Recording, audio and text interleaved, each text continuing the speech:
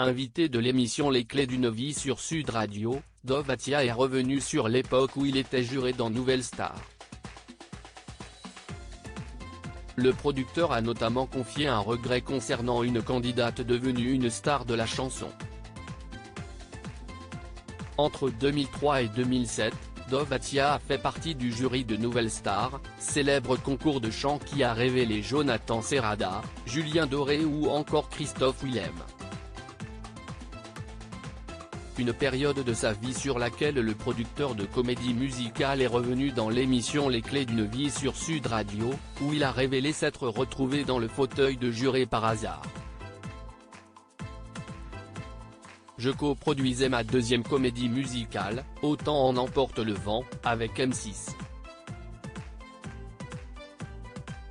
Régis Ravana m'avait vu faire des castings et m'avait demandé de rejoindre le jury. Mais ça devait être une toute petite émission. Personne ne s'attendait au succès de Nouvelle Star. Puis finalement, j'ai cédé, a déclaré le scénariste qui, à l'époque, était réticent à l'idée de se retrouver devant les caméras. Dov Atia regrette d'avoir traité Amel Bent de chanteuse de karaoké 20 ans plus tard. Dov Atia n'a qu'un seul regret concernant ses années passées au sein du jury de Nouvelle Star.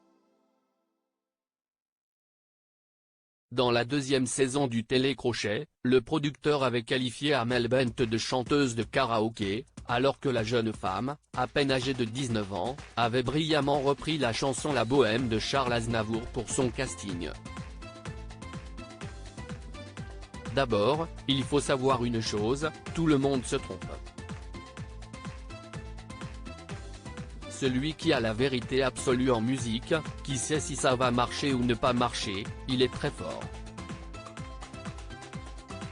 On connaît plein d'histoires de stars à qui on a dit que ça ne marcherait jamais, se défend aujourd'hui le producteur.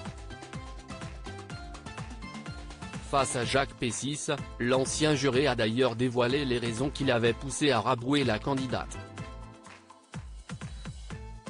Quand Amel Bent a chanté « J'étais en conflit avec mes amis », si Dov Atia n'a pas souhaité laisser sa chance à Amel Bent, c'est surtout parce qu'il a été contrarié par ses camarades André Manoukian, Manu Katché et Marianne James.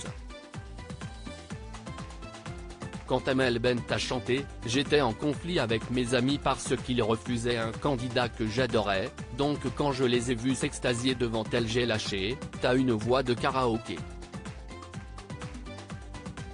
Ça les a fait chier et c'était le but », a expliqué le producteur, qui a vite compris qu'il avait commis une erreur.